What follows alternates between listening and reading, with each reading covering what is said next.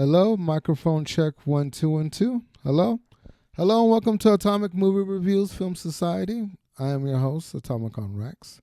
Here we discuss films that have a narrative background in aliens, ghosts, robots, and monsters. So without further ado, let's just jump into it. Okay, so we went out and we watched Fantastic Four: First Steps. Um, and so let's talk about it. Okay, so the title of the movie is Fantastic Four: First Steps. Came out in 2025. Director's name, I'm not really sure.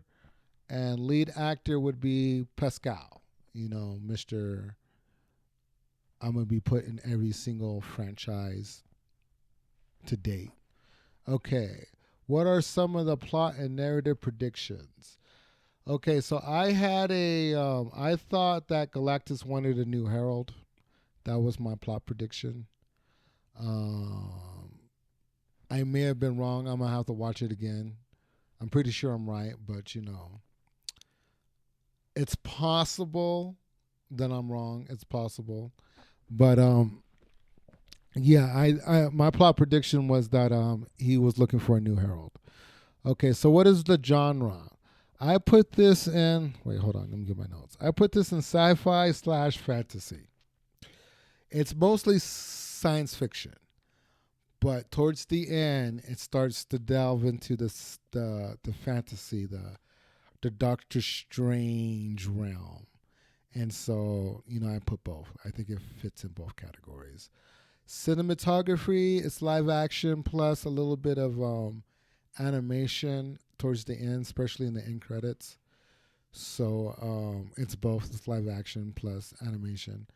Is it original work? No, it's based on a comic book. Now it's part of the Fantastic Four is part of the MCU. So it's it's not a remake. It's a recasting or re I don't know what the word is, but it's definitely not a remake. Set design. So I heard they use a lot of practical effects. I'm sure there were CGI moments throughout the movie. I couldn't really tell. And the CGI looked really good, except for you know the flame guy, the Johnny Five guy. You could tell that was like CGI.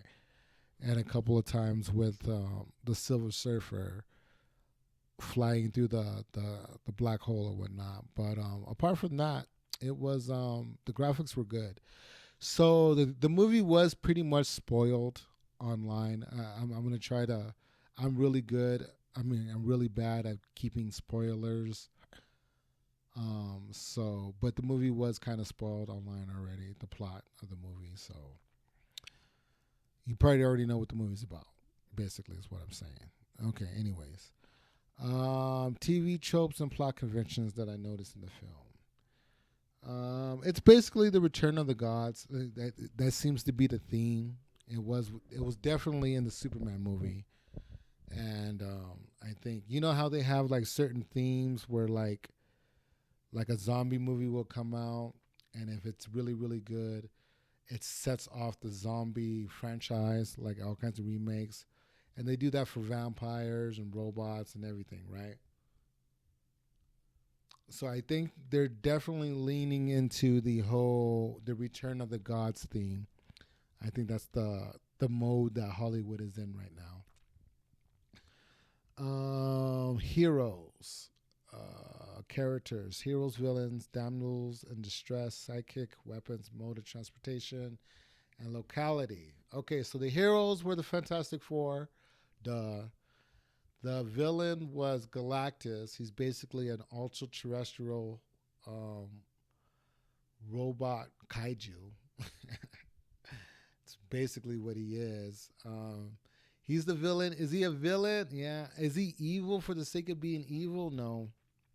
He's cursed with his unquenchable hunger. So that's kind of what drives the plot. Damsel in distress. I put Reed Richards, the little baby, as basically the damsel in distress. Um, or if you want to put Sue Storm, as the original damsel in distress. I could see an argument there.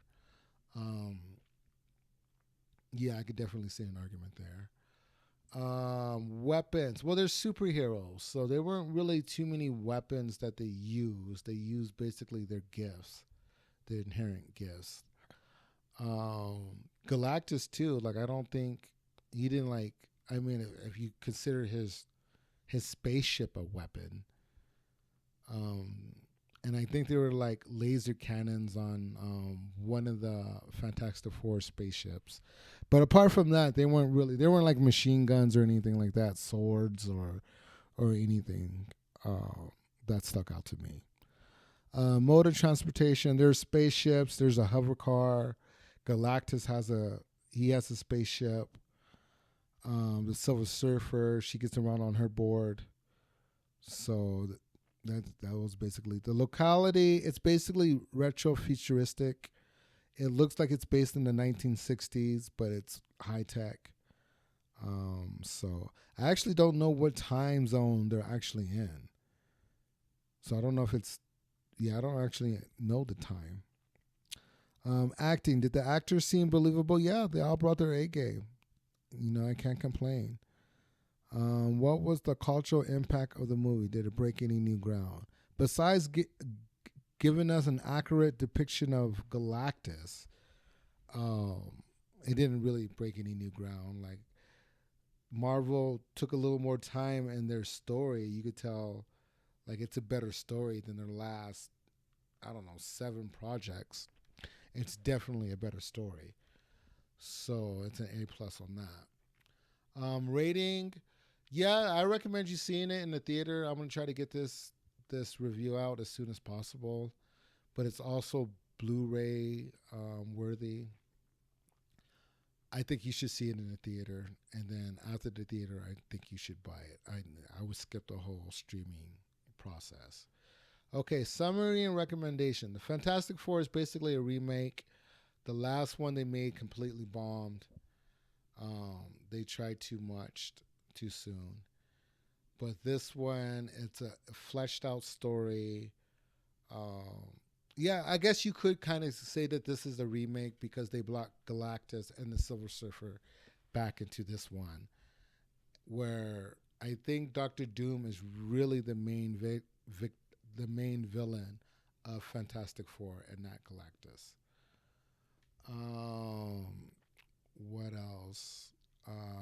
It's your typical Marvel superhero story. It hits every beat. I don't know. Apart from that, I think it's a good movie. Tom Conn Rex does recommend it. Talk to you guys later. Bye bye.